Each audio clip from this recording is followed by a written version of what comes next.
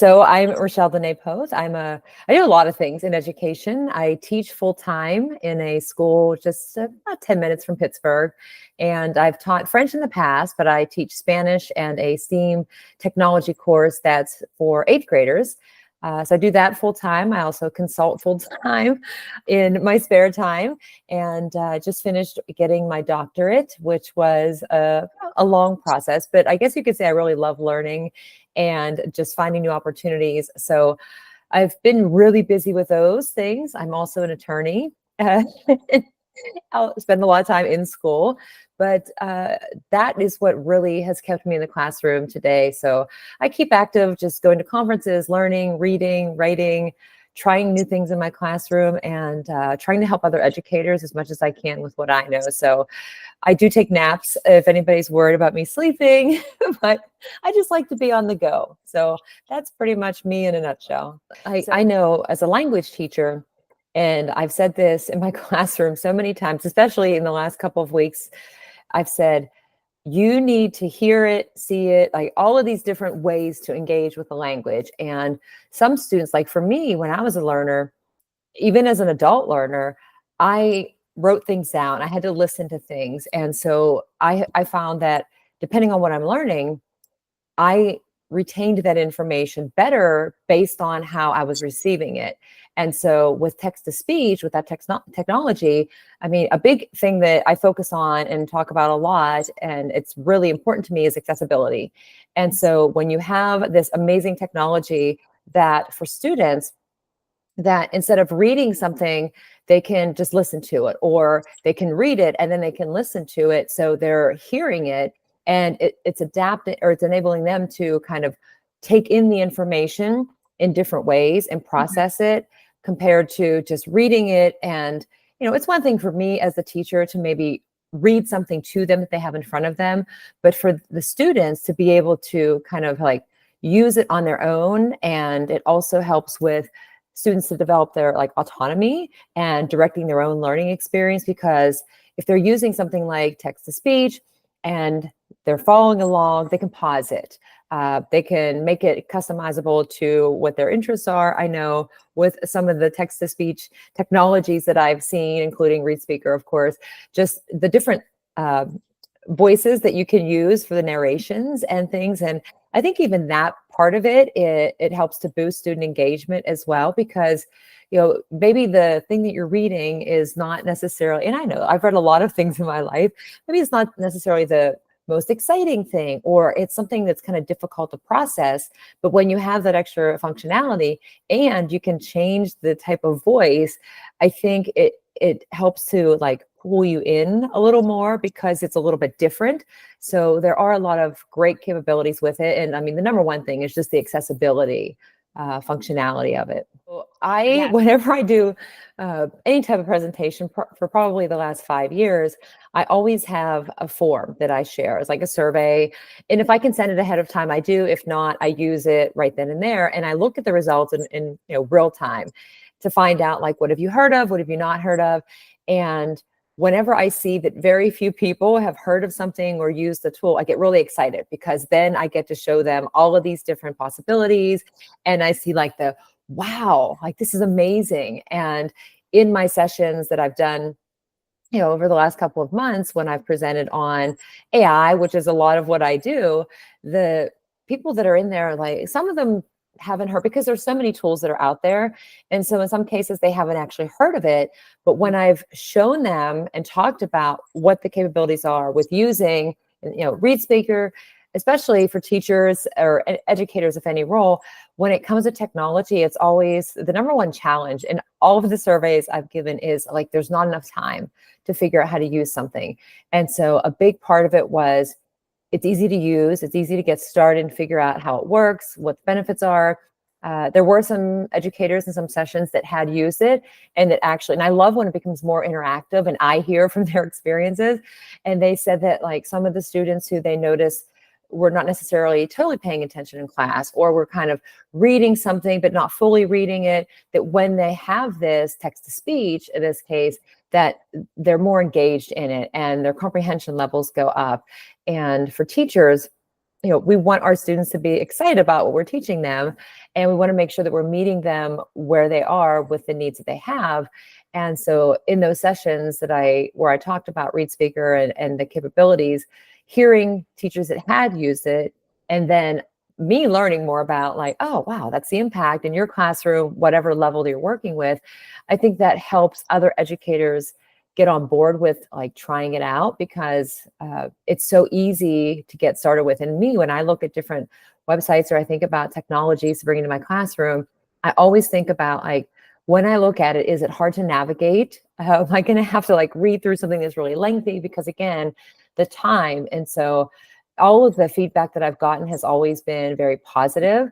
And even like middle of the summer, looking toward the new school year, there were some teachers who were really excited about being able to, dive into using this because of the students that they work with. Something that that I really, really like is that for me, when I read things, sometimes like if there's too much on a page and you kind of like want to narrow it down, like years ago, there were some different tools that I really wasn't familiar with, like for students, line reading, and kind of, I guess elementary teachers would use like rulers or something, or they had certain cutouts that they could use for the students to kind of go down and read line by line. And so I think, using something where students can kind of, well, it's the page mask tool. I didn't think, and so like everything else is gone except for like what you're actually reading. That is something that I think is really great, because I know, like, even for me, sometimes I read really fast and I get distracted. And I know that that's a struggle for some students as well, is kind of keeping that flow and staying focused. And so that's something that when I found out about ReadSpeaker and all of the different features that it has, that was one thing that I thought was really awesome.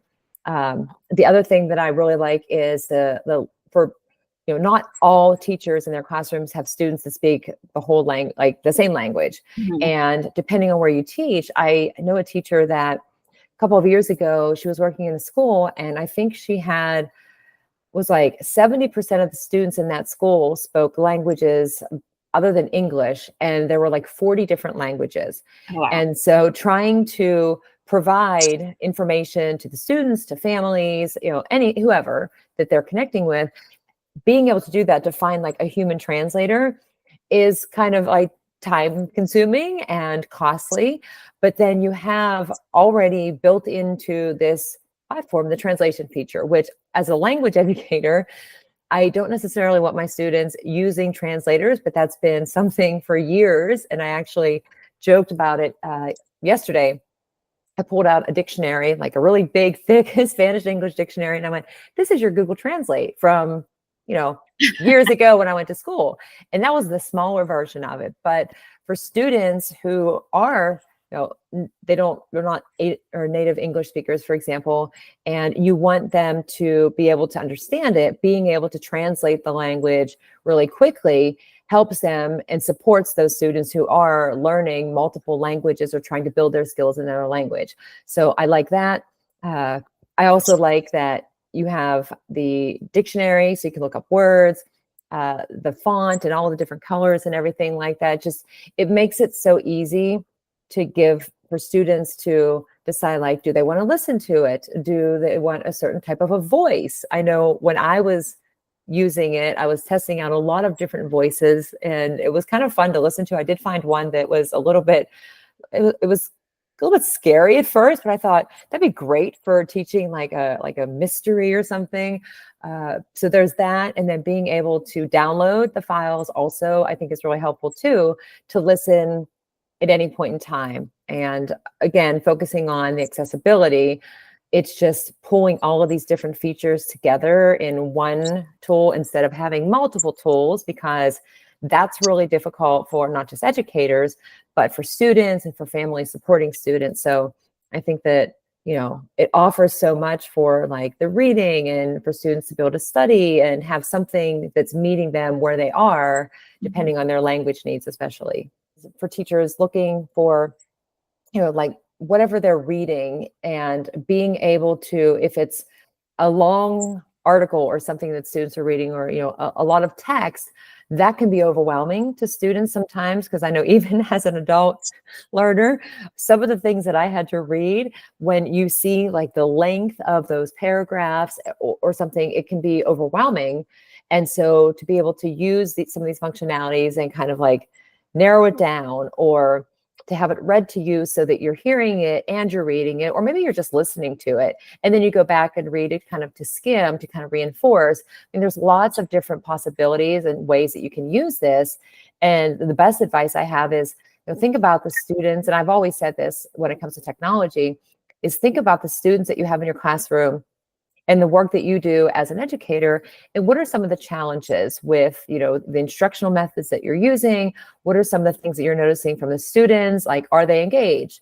Are they comfortable speaking out in class? If they're reading, or when you ask them to read, because I know in my Spanish class, I ask students to read, and some of them don't want to read in front of their classmates.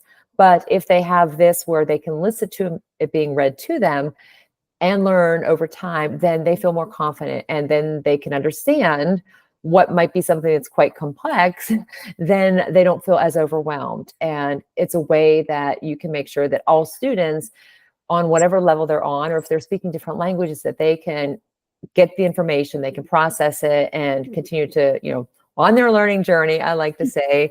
And it just really meets every student, provide that support for students that each student needs to have. For being personalized learning is not something new. We've been able to do that for many years pre-technology, but with something like this, it takes it to another level where it really can give students, especially with reading, the opportunity to have something that meets them where they are, and then they can build their skills in their own way, and whether that's in the classroom or outside of the classroom.